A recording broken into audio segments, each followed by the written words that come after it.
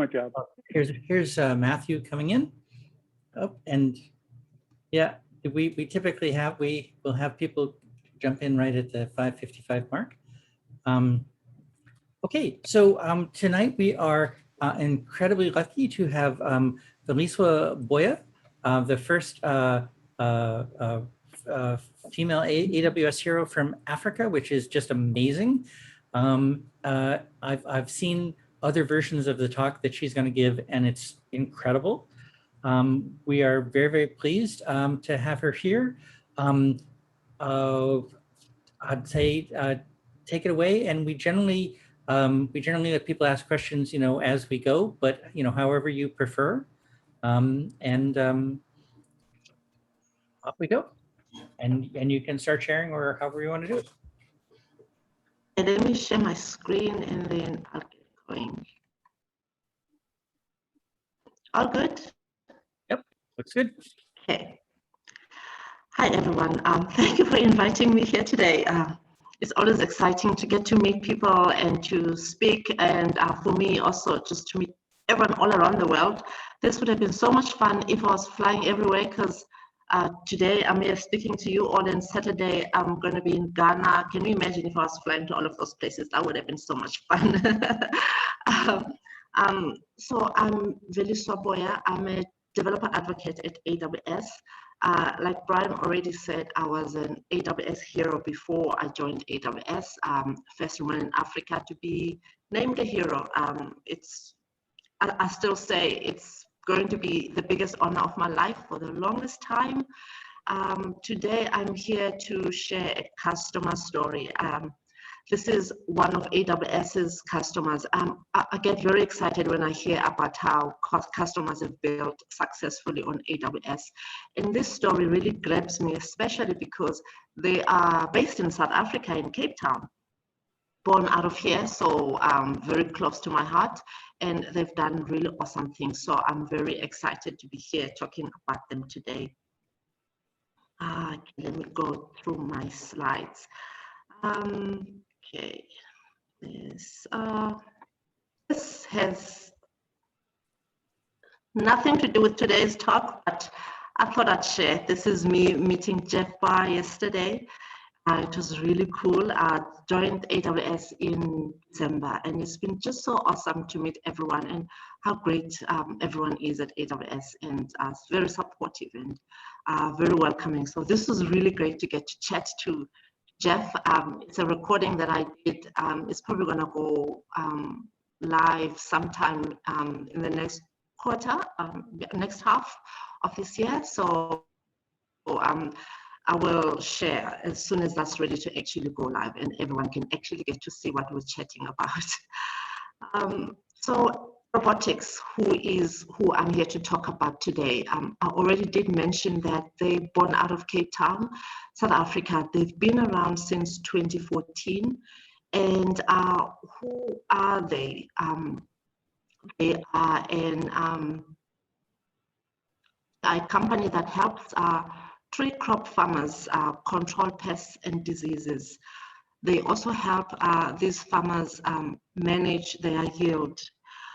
What is actually said a lot, what they've also quoted is that farmers can lose up to 20% of their yield if they are not able to forecast correctly, or if they don't have the correct insights that help them forecast their yield. So what their analytics actually provide these farmers is tools and capabilities so that they can do this forecast, and then they can help them not lose so much of their yield.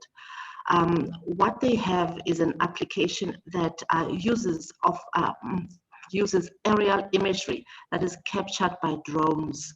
This imagery takes pictures that will look at the size of the crop tree.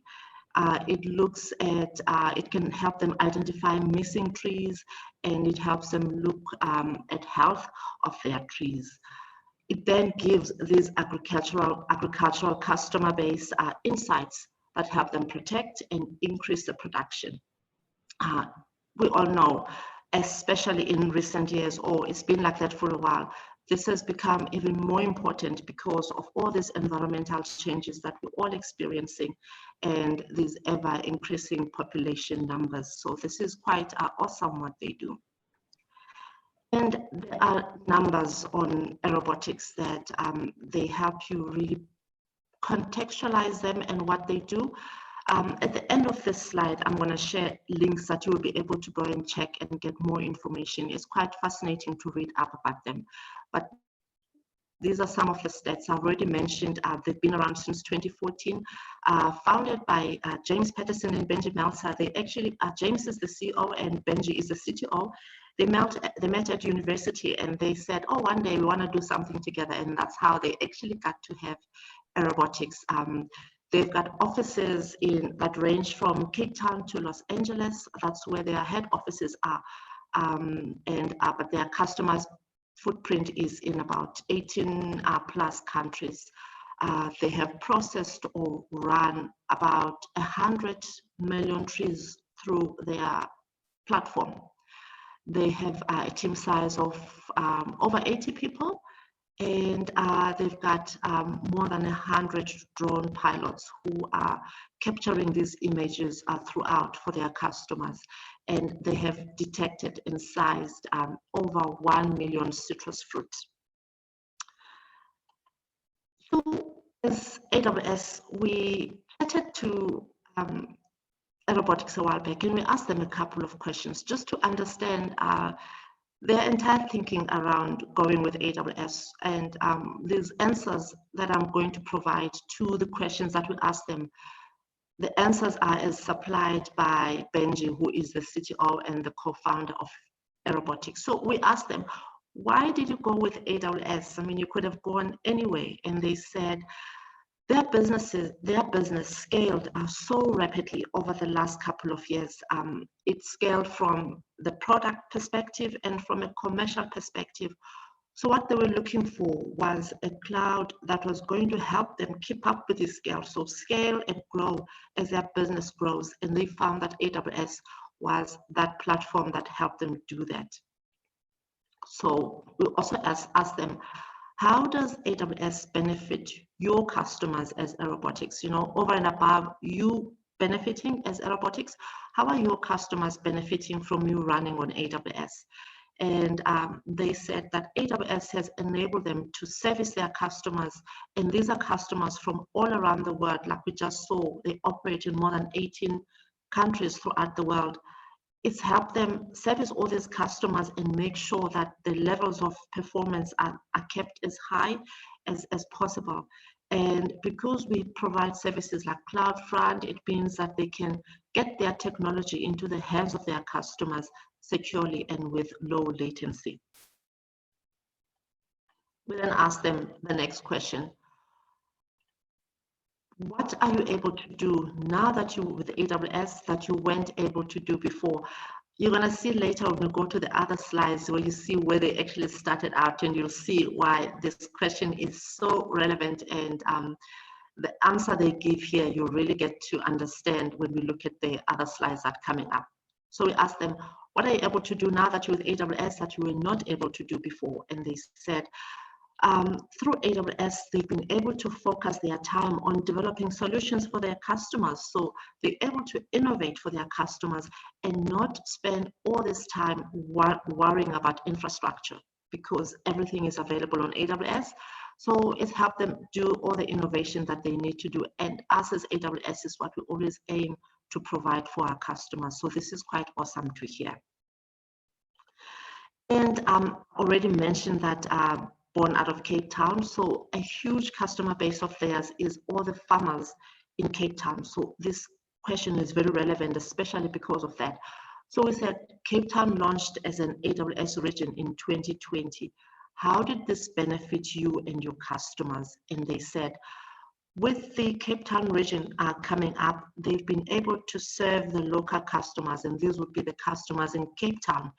And they were able to serve them in better data transfer and application latency.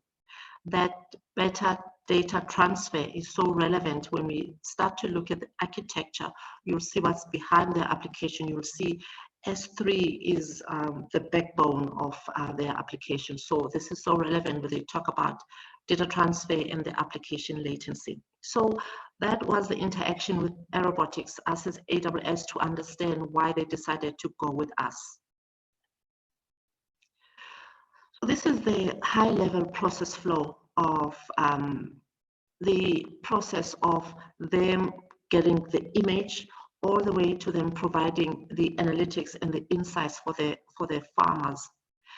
It starts with a drone taking aerial imagery. We saw the other slide where we looked at how many pilots they have, 100 plus pilots who take all this imagery for them. So these drones are taking this imagery, and this is backed by an application of theirs known as AeroView. AeroView has got GPS, which shows them, or it takes them or leads them to the orchard that they need to take trees off. And guided by this, they find the orchard, and the drone finds the trees, and it gets very close to each of the trees, and it takes the photos of that. So that's where it starts, and this they actually call the mission. It's going out on a mission, is to get this imagery. So there's drone data, and then there is satellite data. They don't always use both. Drone data is the main data that they use, but sometimes they need historical data or historical imagery, and for this they will consult or get that from satellite imagery. So it's all these images, and then these are then uploaded to the S3 bucket. So that's then the mission complete. All the images are uploaded to S3, and now they're done with the mission. And then the next part is the image is processed. If you see the middle block there, and this is where the second part of their entire process kicks in. This is now the application, and this part they call the tree engine. This is what now resides on AWS. This is when all the analytics and all the processing takes place. What that engine does, it takes all of that imagery from S3, and it then, because you can imagine it's all images that have been taken from everywhere, uploaded to an S3 bucket. It then stitches these images together, and it forms a map. This would be the map of the orchard, and the map is actually then the data set that is run through the applications on AWS. So the orchard's entire map is run through, and then that is when then they will produce the insights at the end of that. And then that's then the last part where now insights have been generated, and the growers or the farmers then access this analytics via an app that could be a web or mobile, and then they will action based on these insights that they actually got out of the process. So that is the high level process flow of how they do the processing and produce and provide these insights to their farmers. So what they will get out of these insights is things like tree count, identification of missing trees. They'll be able to get all of this now, especially that satellite imagery really helps them with that. And then they will get the size and the health of their trees, and then they can action out of that. And I talked about when we were asking them questions, what are you able to do now on AWS that you weren't able to do before?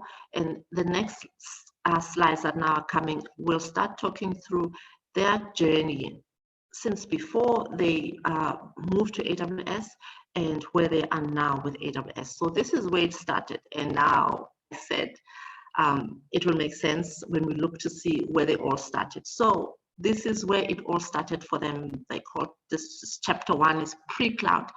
2014 to 2015, they were not on AWS. They were working from a garage probably.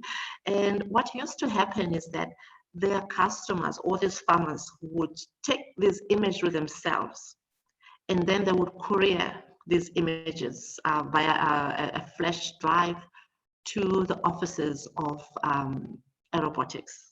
And then Aerobotics would take the flash drive, and they would then run Python scripts against that and process that and get these insights. You can imagine this took long. It's inconvenient for the customer. Customer has to take all these photos themselves, and they have to courier these photos to them. And then now the process has to take place in their offices. Are there any questions? If there are any questions, you can stop me at any time. Yeah, I was just wondering, give us a sense of how important the time is from when you take the pictures versus do some analysis. And so where is it today? In the previous slide, you had a flow. I was kind of interested how long it takes to go through the whole latency, and how important is it to get it to be, you know, real time or days or weeks, whatever. Okay, their current SLA is 3 days, and from when the pictures are captured by the drone now to when the farmer will have those insights on that app to action. This used to take weeks before that, and what used to happen is that because they were running everything on their laptop, they could not run multiple analytics at one time. So this would be one farmer at a time that they would run for the entire weekend. They would have to shut down just for one person's processing to actually take place. So this has improved their processing times quite a lot.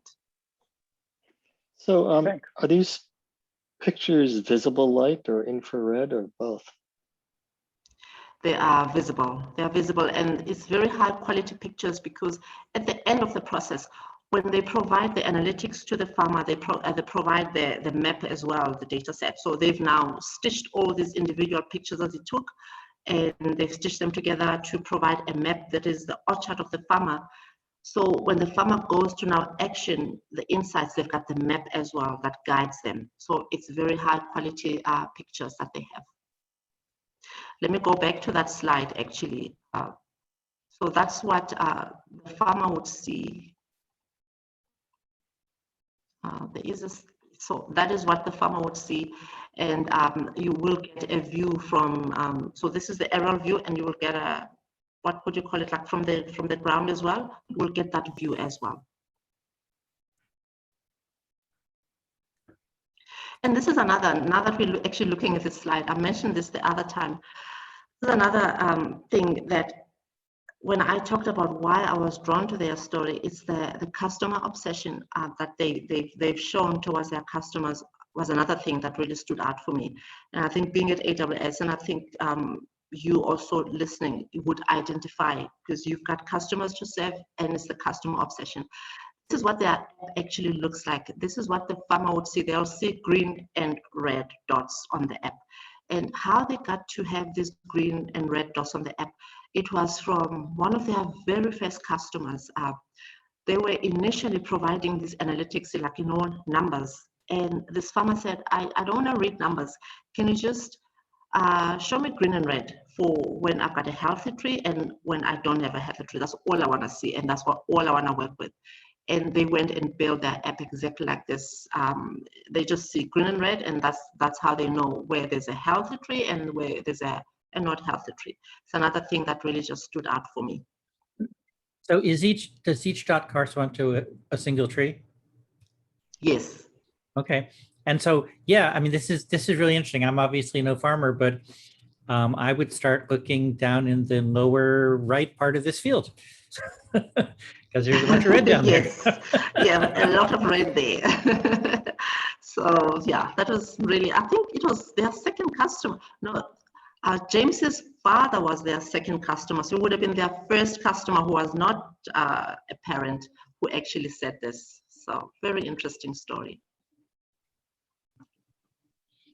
Okay, I'm going to back to the journey. Is that okay? Yep. Okay, so this is chapter 1, where then they all started and they were using flash drive. And then, of course, this was not sustainable.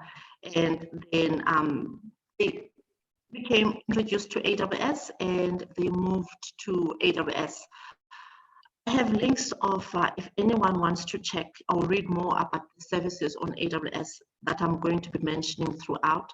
There's a link, and then you can just access that and get more detail around each. So they migrated to AWS, and like with most people who migrate to AWS, the very first thing or the natural step that you're going to take when you get there, you're probably going to spin up an EC2, which is a VM.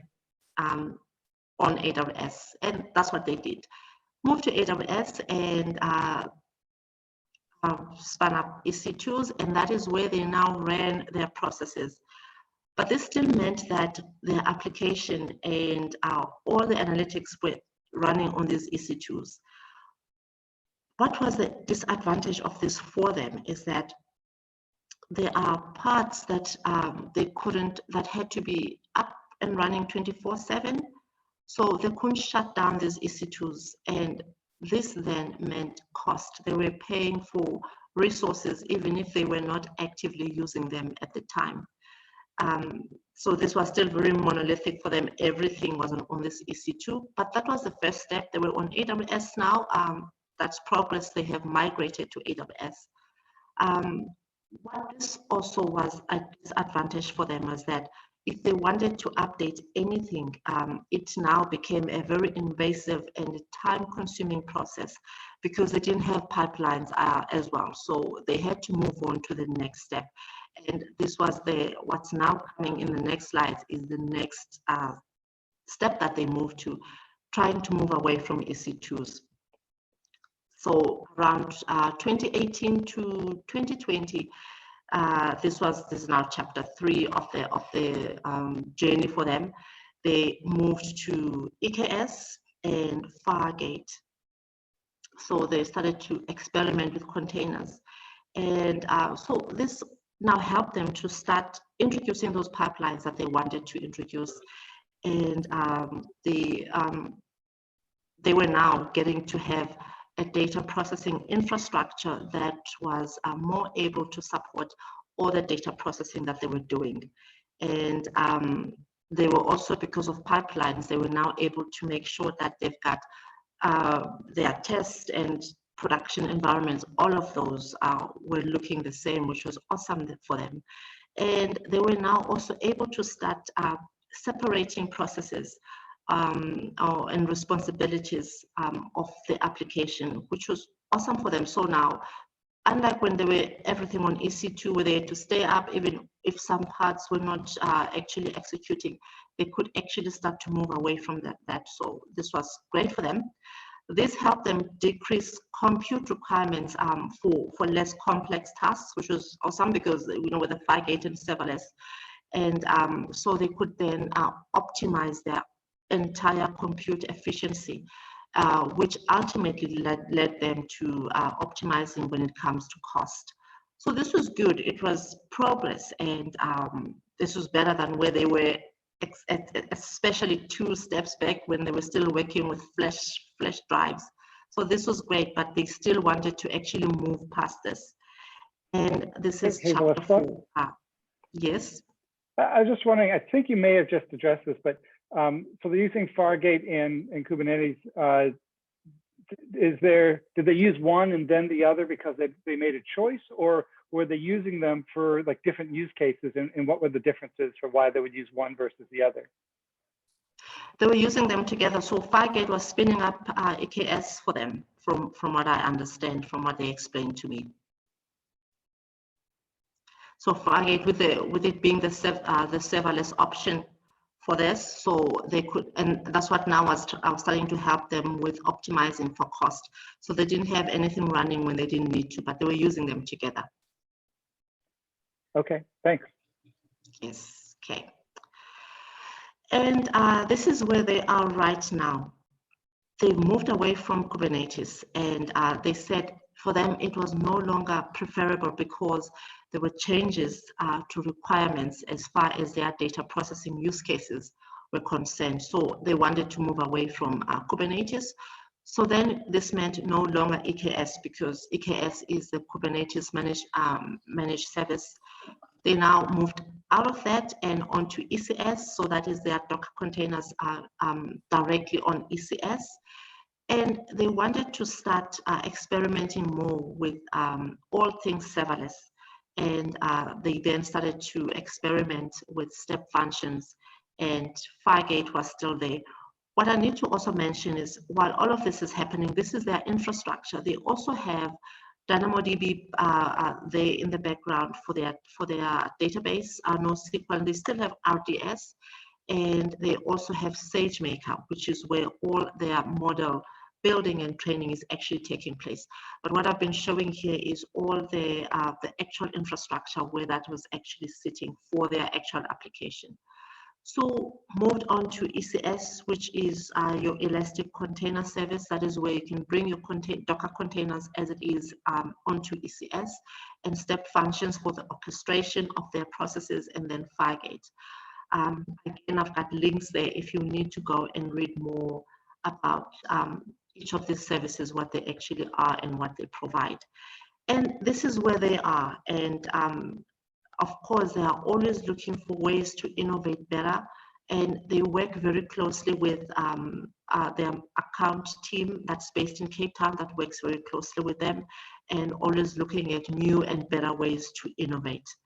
And so that is the story, and that is where they are, their infrastructure. The next slide we're going to look at, I've got a video that is of one of their customers, and this customer is in California, and you'll get to hear about how this application and this process of aerobotics has actually helped this customer optimize how they do everything on their farm based on how they've been helped by this application from aerobotics. So I'm going to play this video now, and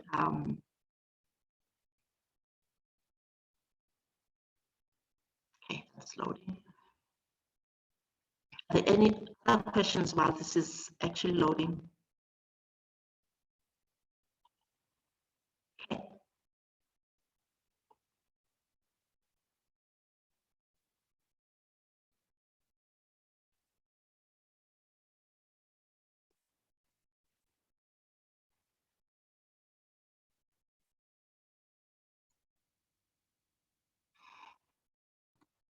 If there's sound, we're not hearing it.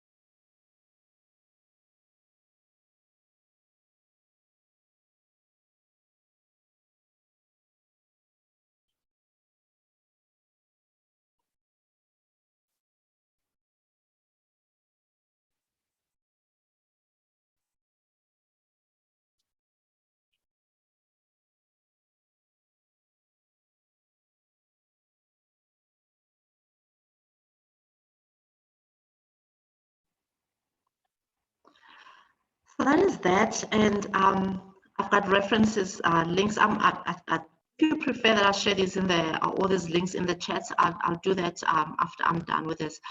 But that's the website. You can go and read more about aerobotics and what they do, and that architecture. And I was checking through this site. This link is, you will get all the detail around that. It's actually so awesome when you read about their entire journey on AWS and how they've been, they're very big on every new service, or not every, when new services come out, and if they think those are beneficial and they will help them optimize how they run things, they will definitely explore that. So I'll share all of this, and then you can go and check them. And that is the end of the talk. Thank you so much again for inviting me. It's so awesome to meet all of you. I am on Twitter and I'm on LinkedIn if you want to reach out and ask me anything else. Well, Thank you very much. Thank you so much. I do have a couple of questions. So that last video, that was covering California, I believe, was that? Yes. And yes. so well, I'm wondering for the video analysis of different types of crops, obviously from California to Johannesburg and so on. What's involved in training the system to detect a problem that would, in one place versus the other? Yeah, what I do know is that they have limited the trees that they will analyze. So they don't help every farmer that is out there. It's they specialize on citrus trees. And I would imagine they would be getting data from, because they've got offices there as well. And then those would go into the training. But I know they specialize, they don't analyze every tree. So not every farmer can actually be helped by them. Okay.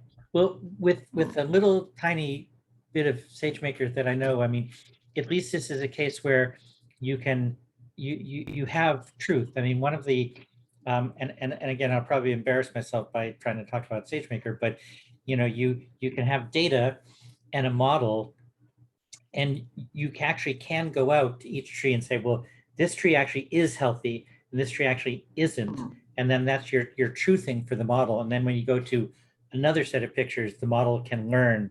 So I can see where they would do it. And if you wanted to do a different type of tree, assuming that the tree's health could be determined by an overhead picture, it'd just be a case of running more training data. Yeah, because you remember at the beginning when I had that slide of how it all starts with the drones taking all those pictures and they stitch those pictures together and they get a map, and that's the data set. So it would be drones from somewhere else taking those same trees and they get that data set, and that would go into that training of those models. So you said that they go fairly low. Are they low enough that they're able to take individual pictures of individual trees? And that when you segment it out, it's like a high resolution picture of a tree? Yes, and that is exactly what they're going for and why they're using those drones, because they go very close and they want tree by tree for the drones, and then they stitch those together later on to get the view of everything else. But yes, that's what they do. And obviously they're not using the thumb drive anymore, which is probably a relief. But how can you talk about the process that they get the data from the drone into the cloud? Like, it's still, there's some data movement there, and what are the steps that they do to get it over? Okay, so from what I understand, the drone, so they've got an application known as AeroView. So the drone has this application on that, and as they're taking the photos, AeroView is uploading onto the S3 bucket. So that's where those pictures go. And then later on, when the processing actually takes place, is all those imagery from the S3 bucket. Got it.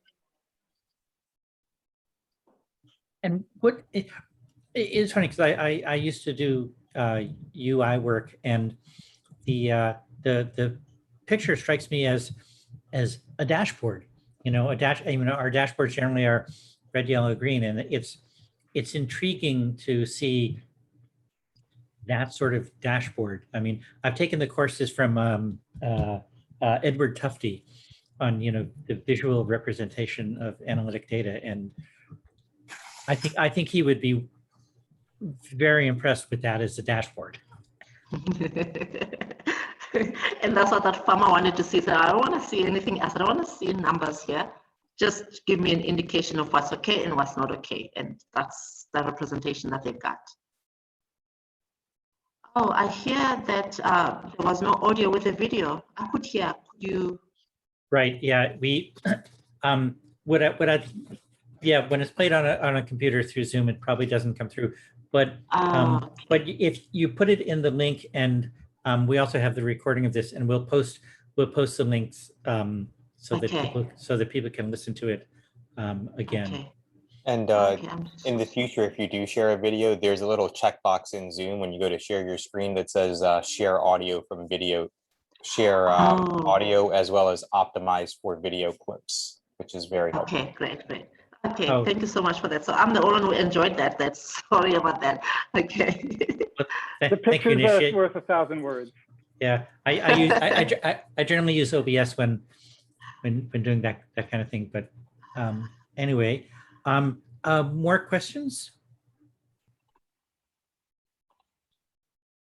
Well, let's do then. While we're thinking about that, let's do raffles. We have 3 Audible credits, and Veliswa, you said you had a trivia question, and the way we do it is you ask the trivia question, and people answer in the chat, and the first person to get it correctly in the chat wins. Ouch. No, actually say I have one. I think what I meant was I've got this cool picture to share, and that was the picture of me with Jeff. Oh, I don't have anything else. I could think of something, but it's after midnight here. Okay. Slow. All right, we'll go. Ken, do you have a trivia question? I had one, but it's been given away, but I think we'll do it anyway. Yeah, okay. So what's the first region in AWS region for in Africa? And when was it introduced?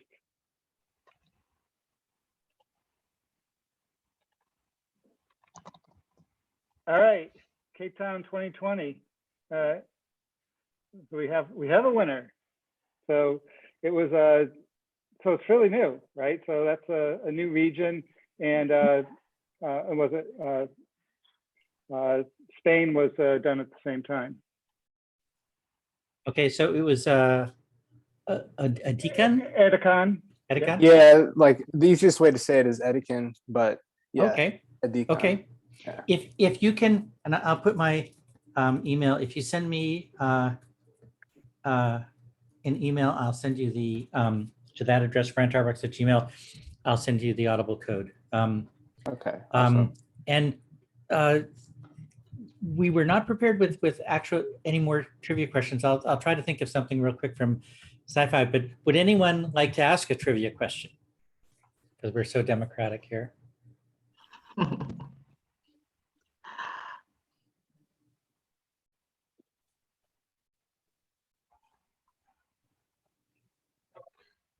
Okay, well, that's, see, I should just come up with more Battlestar questions.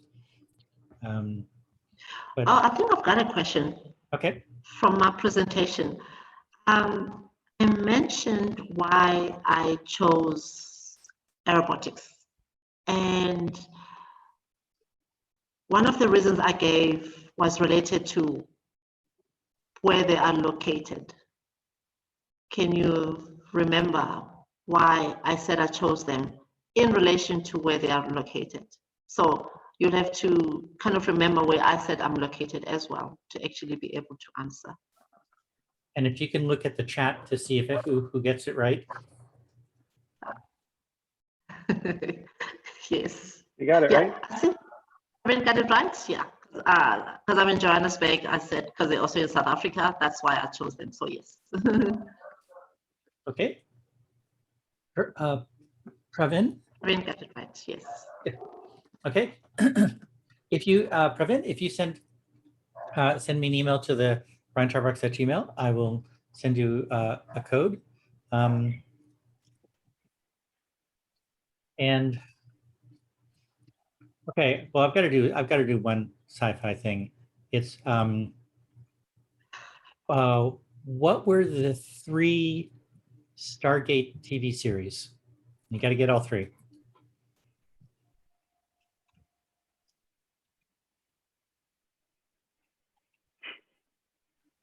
Okay, Anish, that's one. No, that was a movie. The 3 TV series.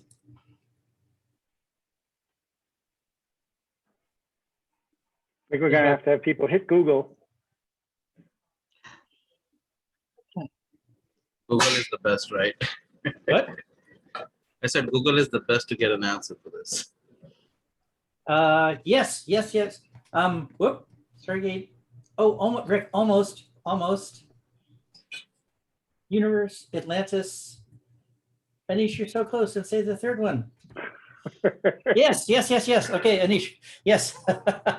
Universe, Atlantis, and SG1. Yep. Okay, Anish. Did you win 2 here? You get 2 credits. Okay. Cool. Can binge listen. Yeah. Okay, awesome. Okay. Any other questions? Yeah, I have a question. Part of this is some of you probably guessed from my name. It's my background is my parents came here to the States from Nigeria, and often my dad goes home since he's an ophthalmologist to basically perform surgeries with a cataract or whatnot. So I'm just curious from Veliswa's perspective, how do you in Cape Town and Johannesburg go about, I guess, empowering the young talent that's there? Because I know you're way more aware than I am, but I don't get to hear it too often. So, and with the power that AWS has, I think it creates a immensely huge opportunity. Yeah, Brian mentioned, I don't know, maybe you missed the first part of this presentation. Brian mentioned that I was an AWS Hero before I joined AWS. And one of my biggest reasons for joining AWS was how they've got all these programs that I get towards helping and empowering. And that is what I was drawn to, and it's part of why I joined. So we have programs like Restart. We've been rolling out Restart. We started it here in Johannesburg earlier this year.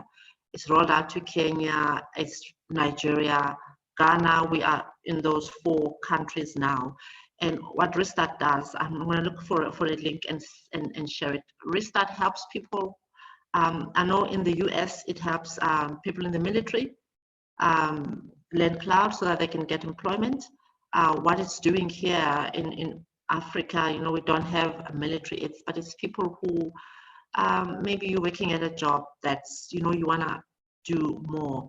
And there is programs that help you learn AWS and they help place you at a employment after that. So we've got programs like that. We've got Educate for students. As a developer advocate, I work with the community to raise awareness for AWS, and any help that we can actually run, I will bring that to the developers. What we're running currently, and this is targeted only at the Africa market for now, is to help with certifications. $100, I don't know what it's like or the value of that in the US, but for most people in Africa, $100 is an entire month's wages. So, and that's $100 to write an AWS certification. And for a lot of the people here, you need that certification to get that job. So we're assisting with that as well. So we do roll out programs that actually target where we are and to help with that. Because what we also want to help with is, we've all seen we can't afford to have anybody being left behind. So anyone who needs help to come along with everyone else, we're looking for programs to help those people. So yes, we do surface a lot of programs and we reach out to the community. I don't know if that answers your question. Oh, it definitely does. I really appreciate that. No, that's wonderful. It's because code can be one of those great levelers and equalizers, because once you have a device, Amazon provides a lot of free tier training possibilities. So that's great. And I know I used to be on the outside, not at AWS, and I would see all these programs. I would think, how come we don't hear more about this? How come they don't talk more about them? Because I know people who could really use them. So when I joined, the first 3 months when you join AWS, you're not really expected to do much work. You expected to go into training, learn the place, learn the people, meet people who work here that maybe can lead you to things later on. And one of the first things I did was to reach out to all the program managers of all these programs to understand more about them, because I wanted to help bring those and amplify them here in Africa. And I was so happy to get to be part of the journey of actually rolling out Restart here in Africa as well. Next month, end of June, we've just rolled it out to Kenya now, and we're going to be at the Kenya meetup to talk about Restart and introduce some of the students from Kenya that are part of the program as well. Well, if you could send us or send me the link, I think some of us might be interested in joining and watching. Is this for the meetup? Yeah. Okay, I will share that. Okay. Two other things. I posted a link in the chat for our post-event survey, and we'd always like to get y'all's feedback. And I'll say that our next meeting in 2 weeks is a new speaker who's going to be talking about connecting us with video, and he's going to be talking about a lot of different video options. And he's a very cool speaker.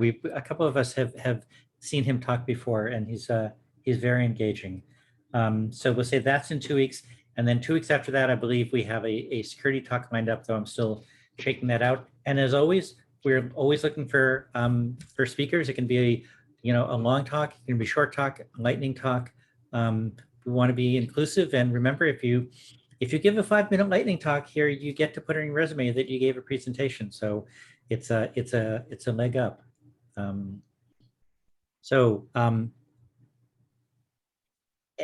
I'm just gonna say, Anish, just find Brian at Gmail. So yeah, if you won one of the credits today, send an email to me, Brian Tarbox at gmail.com, and I'll send you the AWS credit. Just put credit in the subject line. So, okay, well, thank you so much. That was fascinating, and I'm looking forward to watching that video again and thinking some more about that as a dashboard and its creative ways to do things. So, okay. If there are no further questions, we'll let you get to sleep. Thank you for staying up past midnight for us. We really appreciate it. Very late. Yeah, thanks so much, especially since how late it is. Thank you so much. Okay. Thank you for the invite. Nice to meet everyone. Bye-bye. You bet. Thanks so much. It was great talk. All right. Take care. Bye. Okay. Okay. Oh, Brian, real quick, I just wanted to double check. You mentioned AWS credit. Was it AWS or Audible? These were Audible credits tonight. Oh, okay. Oh, okay. Audible. Okay.